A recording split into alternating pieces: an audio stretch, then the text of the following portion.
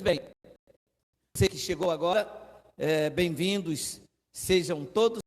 E há 3 dias eu estou fazendo essas lives a respeito da vinda de Jesus, das epístolas de Paulo, de algumas frases descontextualizadas para os dias atuais, fazendo a colocação verbal da palavra, e nós estamos aí dividindo este conhecimento. Hoje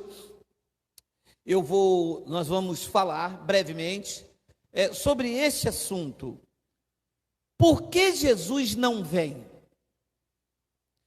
Eu me questionei, como se eu tivesse este entendimento futurista, como eu já fui um dia, um evangélico esperando Jesus voltar. Olha o que pensa um futurista. Jesus vai voltar. Ninguém sabe quando, nem o dia e nem a hora. Mas o que ele estaria esperando para voltar? Esperando o pseudo-diabo levar alguém para o inferno? Ora, se Jesus quer me levar para o céu, quer levar a igreja dele para o céu, tirar a igreja dele do sofrimento, ele está esperando o quê? O inferno ser cheio? As pessoas sofrerem? O diabo tomar elas da mão deles? Estes são pensamentos evangélicos. Vê se você me entende. Não é o que nós, cristãos, entendemos e pensamos. Este era o estado primitivo que a gente pensava. Jesus um dia vai voltar e vai levar a igreja para o céu. Ué, mas por que ele não leva então? Ora, porque se ele vai me levar, ele está esperando o quê? O argumento da igreja. Ora, enquanto ele não vem, as vidas estão sofrendo? O diabo, no pensamento da igreja, está enchendo o inferno. Porque é isso que eles falam: olha, se Jesus voltar, você ficar, você vai para o inferno. Ora, então a vontade de Jesus é essa, que eu vá para o inferno? Então, esses pensamentos futuristas, de quem acredita que Jesus ainda vai voltar, não sabe explicar por que ele não vem. E um abençoado me levou a esse texto de Pedro. Olha lá. Vê se você consegue já voltar para mim o versículo 8. Só voltar na setinha aí. Há todavia uma coisa. Segunda epístola de Pedro, no capítulo 3, no versículo 8. Nós da graça de Deus, que estamos na faculdade da graça, no coeficiente do entendimento da graça de Deus, coeficiência de inteligência, o QI da graça, entendemos que Pedro está falando com os seus ouvintes.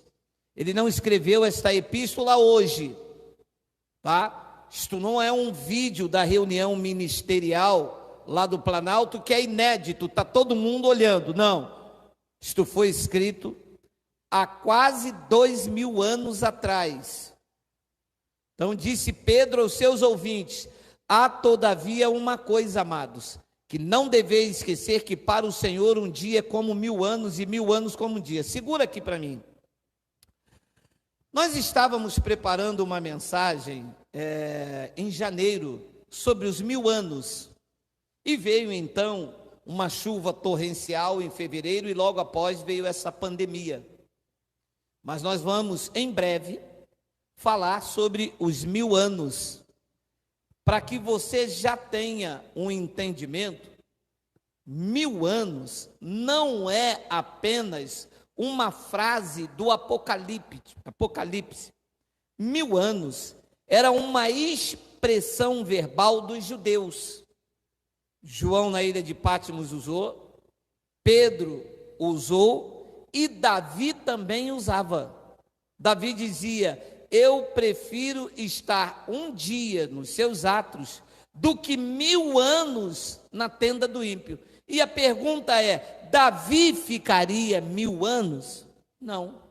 Então estava usando uma força de expressão. Não é um tempo contado 1, 2, 3, 999 mil. Mas isso não é o argumento de hoje. Então ele diz, um dia é como 1000 anos e 1000 anos como um dia. 9. Não retarda o Senhor a sua promessa, como alguns a julgam demorada. Pelo contrário, ele é longânimo para convosco, não querendo que nenhum pereça, senão que todos cheguem ao arrependimento. Então este abençoado me deu este texto de Pedro para os seus ouvintes, lá no ano 60 e alguma coisa da era cristã, me deu esse texto dizendo, Jesus não vem, porque está claro aqui, que ele não quer que ninguém pereça. Mas este texto aqui estava dentro de uma expectativa antes do ano 70, e muitos irmãos estavam angustiados para que a promessa feita da vinda do Senhor estava demorando muito. Jesus, em Mateus 24, prometeu que não ficaria pedra sobre pedra.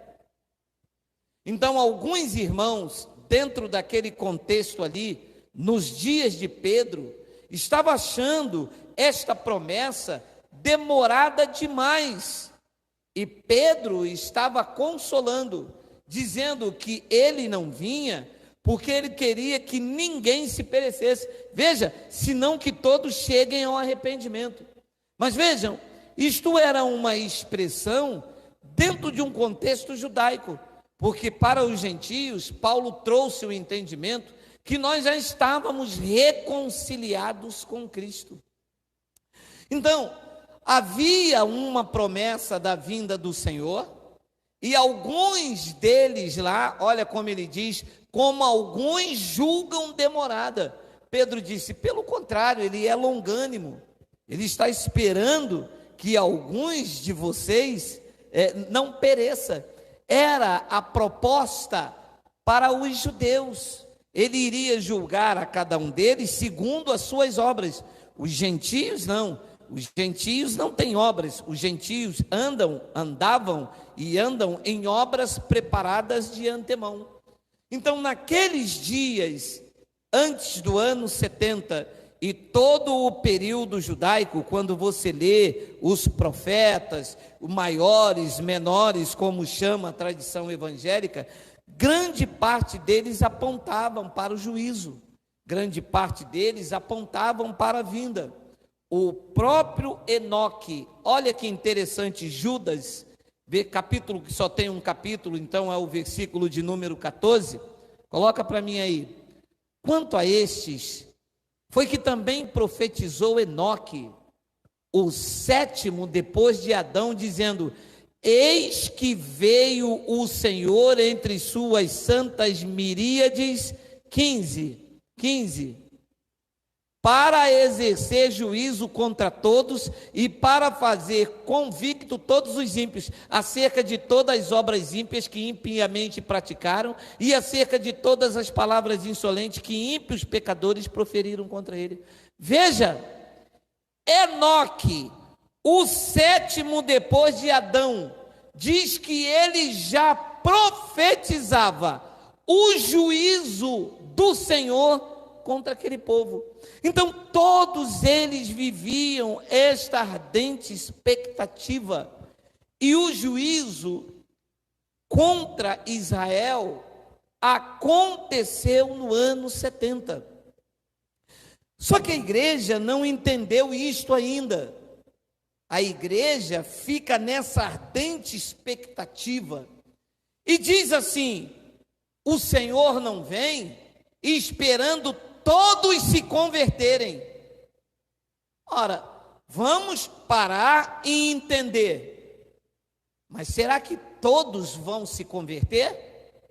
Será que então Jesus está lá, está no céu, esperando Saddam Hussein se converter? Será que ele não sabe que Saddam Hussein vai se converter ou não? E enquanto Saddam Hussein não se converte, as pessoas são violentadas e ele não vem.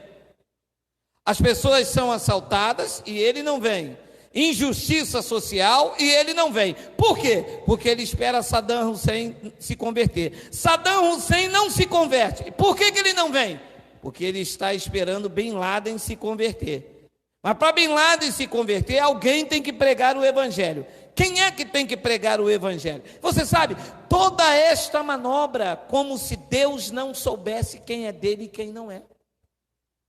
Então, quando eu confrontei um abençoado perguntando, Jesus vai voltar? Ele disse, vai. E por que ele não vem? Aí ele me disse, não, isso não faz sentido, porque ele esperar que ele se converter, é que ele pode se perder. Ou aquele que se converte. Você sabe, esse jogo que nos envolveram a vida inteira, esse joguete que só faz bem ao sistema religioso, porque eles são os maiores beneficiários, porque as pessoas ficam presas dentro das suas casas, dentro das suas igrejas, melhor dizendo. E um deles me disse, olha, Jesus está esperando o anticristo. Ora, mas no livro de João, logo abaixo já, que depois de Apocalipse tem 1 João 4,3. Coloca para eles assistirem aí, 1 João 4,3. Olha isso aqui. O abençoado me disse, Jesus não vem, porque antes dele vir, o anticristo tem que vir. Tá, vamos ler isso aqui.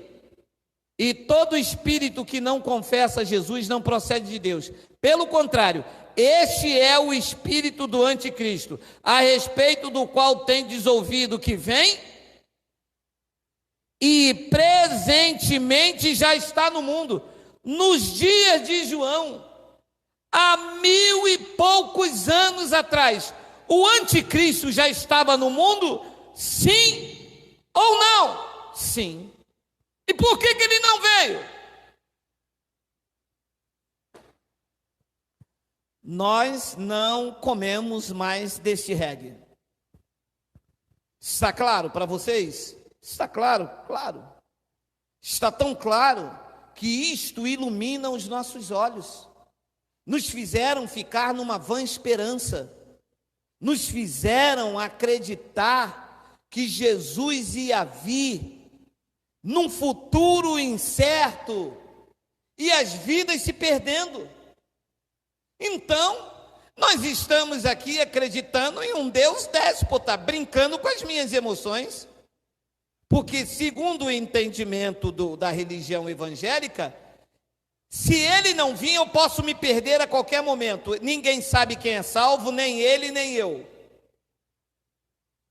Então, Jesus estaria esperando o anticristo, mas ali diz que o anticristo, nos dias de João, quando escreveu a epístola, e todo espírito que não confessa Jesus não procede de Deus. Ele diz que é heresia isso aí. Pelo contrário, este é o espírito do anticristo, a respeito do qual tendes ouvidos que vem, e presentemente já está no mundo. O espírito do anticristo já estava no mundo, presentemente já estava. E por que ele não vem? Abençoados, eu vou lhe dizer uma coisa: a religião se equivocou. A religião precisa rever o seu conceito. Não vão admitir estas verdades nunca, porque estas verdades não aprisionam. Veja, nós estamos agora reunidos, várias pessoas em vários locais do Brasil, livres, sem algemas. E eu posso lhe assegurar que depois que vocês ouviram esta palavra, vocês nunca mais foram o mesmo. Vocês nunca mais tiveram medo, porque vocês acreditaram que aqueles que se unem ao Senhor é um espírito com eles. Vocês entenderam no espírito de vocês, pela revelação do Evangelho, que vocês são membros do corpo de Cristo, atrelados ao cabeça, e aonde o cabeça vai, o corpo tem que estar preso, e é o que aconteceu comigo e com vocês. Ninguém mais nos coloca medo, ameaça, culpa. Ninguém mais vai nos ameaçar dizendo que nós somos desviados. Abençoados, ninguém pode se desviar de Deus. O que nós nos desviamos foi do alçapão. Nós desviamos da máquina do caça-níquel. Nós desviamos da máquina de tosquiar. Nós desviamos do cajado do pastor. E nós nos achegamos a Cristo, o cabeça, aquele que é fiel, aquele que nos escolheu desde antes da fundação do mundo, aquele que selou o teu espírito, colocou sobre a sua fronte uma marca, aquele que disse: tu és meu, eu não te rejeitei, eu te escolhi, eu te sustento com a destra fiel. É a este que você pertence aí na tua sala, na tua cozinha, dentro do teu carro, no teu quarto, assistindo essa mensagem, com esta segurança no teu espírito, sabendo em quem tem crido. É isto que é a mensagem do Evangelho, não uma falsa mensagem dizendo: ele vai voltar. Ah, ele vai voltar? Como é que tu sabe disso? Está escrito aqui. Olha, mas está escrito aqui que o anticristo já estava. Está escrito aqui que aquela carta de Pedro, da demora, era debaixo do contexto judaico, querendo que as pessoas, os judeus que tinham obras boas e mais a serem completadas, tinham que se arrepender das suas obras, porque eles não eram justificados por graça, e embora Cristo os justificou, mas eles não recebiam, porque viviam dentro de uma prática judaizante. E era esta a mensagem de Paulo para aqueles dias: olha, por obras da lei ninguém será justificado. E Paulo dizia aos gentios: vocês foram justificados pela graça. E alguns que desciam lá de Jerusalém se intrometia entre os irmãos para ver a liberdade e dizia: olha, se vocês não se circuncidarem segundo a lei de Moisés, vocês não podem ser salvos. E trazem esta mesma mensagem que caducou, esta mesma mensagem mosaica, farisaica, para dentro das nossas vidas. Traziam, porque não trazem mais. Nós estamos livres, seguros e sem temor do mal. Então, eu tenho dito esse dia, eles atropelam as escrituras, eles não respeitam o contexto histórico, mas graças a Deus que o Evangelho nos alcançou. E Apocalipse 22:6, que eles não recebem, eles não acreditam. Apocalipse 22, versículo de número 6, lá no final do Apocalipse, já terminando de escrever a carta, o livro em que eles não aceitam. Olha, a tradição evangélica não aceita nenhum livro da Bíblia, só aceitam a lei de Moisés, onde tem o dízimo, Salmos, Davi, mas todas as passagens que confrontam eles, eles não aceitam. Esta passagem é uma delas, Apocalipse 22:6. Disse-me ainda, o anjo disse ainda: estas palavras são fiéis e verdadeiras. O Senhor, o Deus dos espíritos dos profetas, enviou seu anjo para mostrar a seus servos as coisas que vai demorar 20 séculos para acontecer. As coisas que o quê? Em breve devem acontecer. Ora, então esse Deus aqui enviou um anjo mentiroso, porque João escreveu isso aqui há quase 2000 anos, e já se passou 20 séculos, e a tradição evangélica diz que não aconteceu, aqui diz que é breve. Aqui diz também que estas palavras são fiéis e verdadeiras. Eles dizem: não, ele não está voltando ainda, porque ele está esperando o traficante se converter. Ele não voltou ainda, porque ele quer que todos se convertam, mas nem todos vão se converter. O Senhor conhece os que são seus, os deles vão se converter. Ele reconciliou os eleitos estão reconciliados, não tem mais que se arrepender para a salvação, não existe mais isto. Então ele diz: enviou o seu anjo para mostrar aos seus servos as coisas que em breve deve acontecer. Você vê que eles não aceitam isso. Diz que breve é assim. Breve, Geraldo, você não entende, que você não tem estudo. Mas nós vamos explicar para você que nós temos teologia. Breve quer dizer um futuro incerto há mais de 20 séculos. Ah, é? Puxa vida, que coisa louca, não? Eu pensava que breve era logo ali, está pertinho, chegou, eu estou vendo. Eu pensava que breve era assim. Titia Amélia disse para mim que era assim. Me botava de joelho em cima dos milhos, mofi, e dizia para mim: você não vai sair daí tão cedo. Eu sabia, e é a aula toda. Mas os doutores mudaram breve para mais de 20 séculos. Mas não acabou não, olha o que ele diz no versículo 7, olha só, 7. Tem aí o 7? Cadê? Eis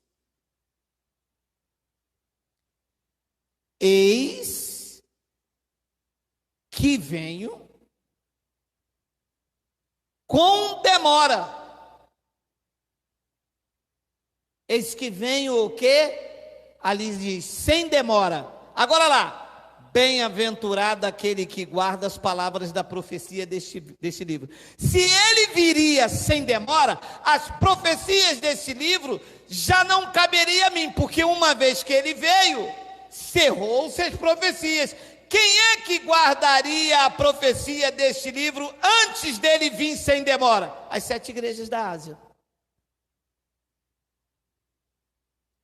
Agora, ao menos que a tradição evangélica desconsidere isto, ache tudo isto uma mentira, e que ele mentiu quando disse que vinha sem demora, na verdade era para ele dizer assim: eis que eu vou demorar, virei no futuro incerto, não me esperem. Ora, mas diz Apocalipse, volta o 6, não é possível que essa passagem estava aí e os doutores não pregaram, gente.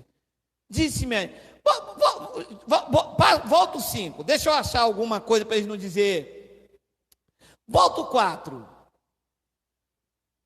Contemplarão a sua face, e na sua fronte está o nome dele.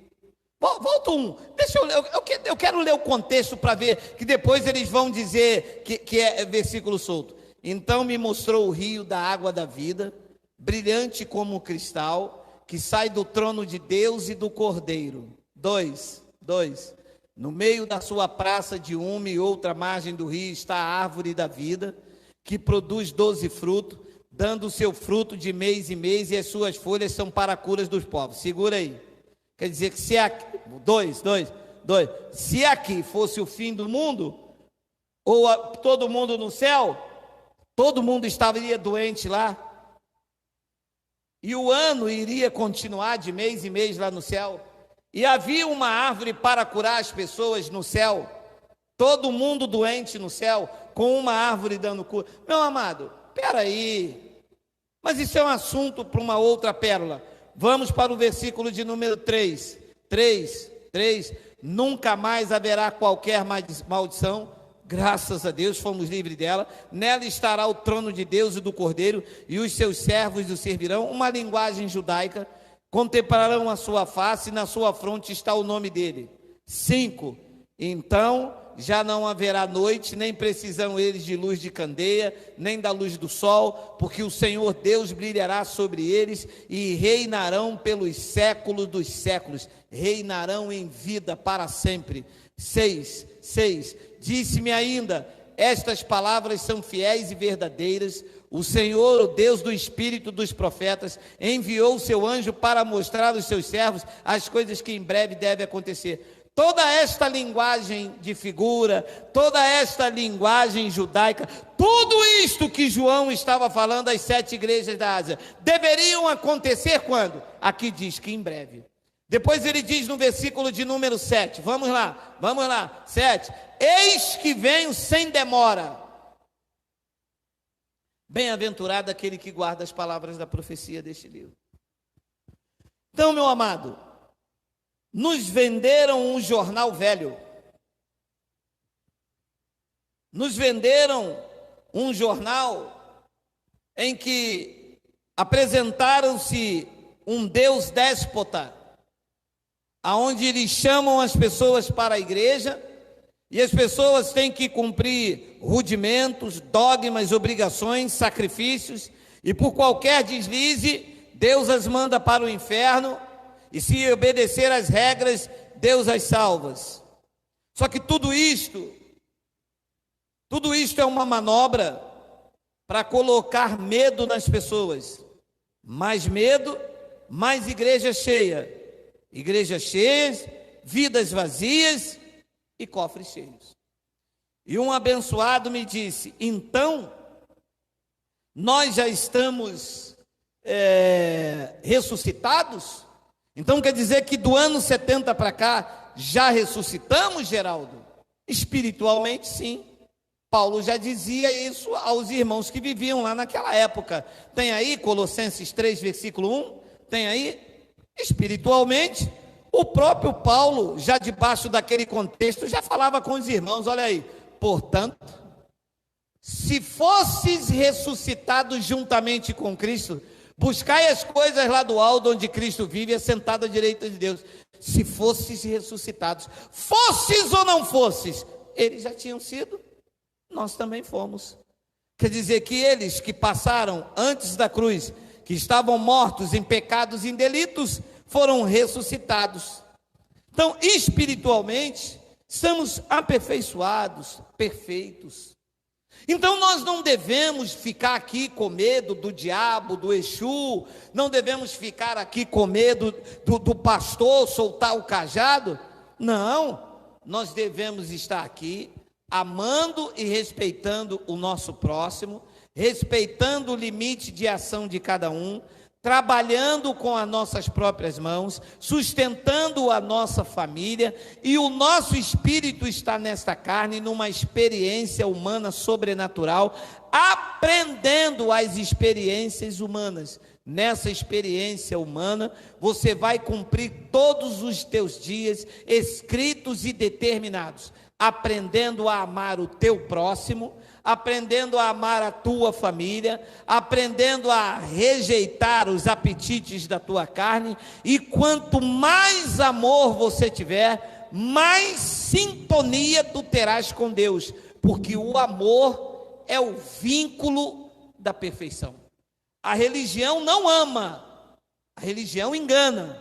A religião, tudo que diz para você é: você vai para o inferno, você tem que se converter, se você prega heresia, o demônio está usando a sua boca. São essas palavras amargas, duras da religião, que nunca mais vai golpear a nossa mente, nem entrar no nosso coração.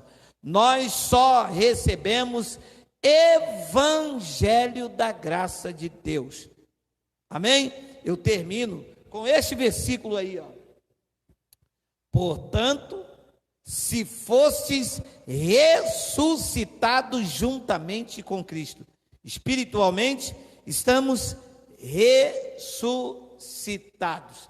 Quero mandar um abraço para os meus irmãos lá em Brasília.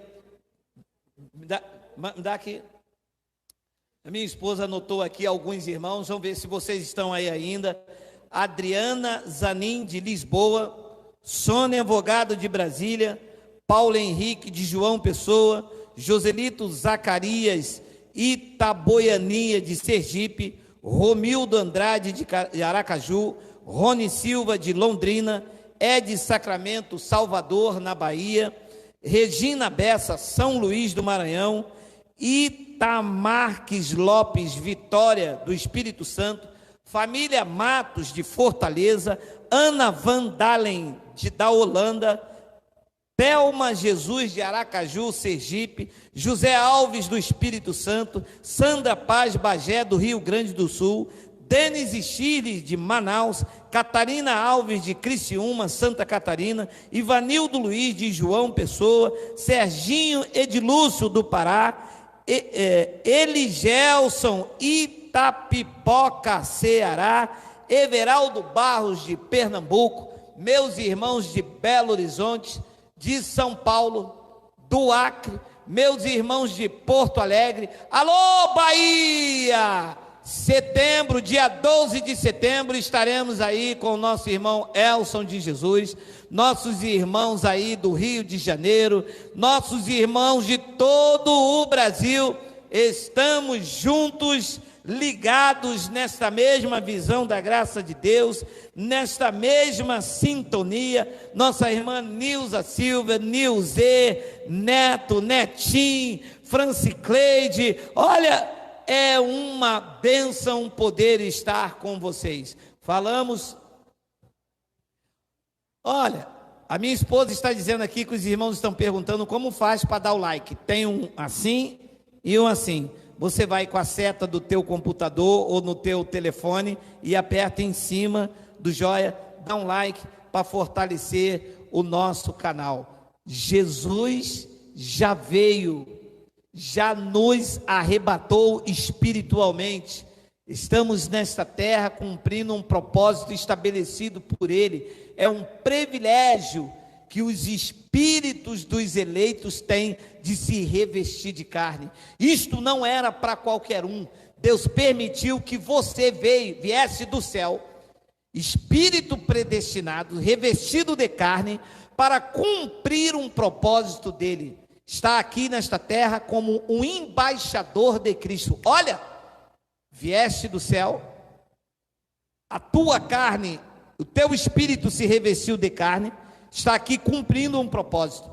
É por isso que nós acreditamos que nenhum mal pode influenciar, chegar à tua vida, que a tua família é bendita, que sobre a tua casa tem a provisão de Deus, que tu estás sendo conduzido em triunfo, está em perfeita vitória, que todas as coisas cooperam para o teu bem, e que nenhuma adversidade pode te surpreender, porque sobre a tua vida está a provisão do Espírito de Cristo. Tu se unisse a Ele, e agora é um no Espírito com o Senhor. Me desculpe, é muita gente para poder mandar um abraço, mas eu estendo aqui o meu abraço, o meu amor e o meu carinho, e amanhã estaremos numa live de novo, às 20 horas, talvez amanhã nós estaremos lá na nossa casa, mas eu já preparei lá uma tela, para que a gente possa estar junto. Meu irmão Delson,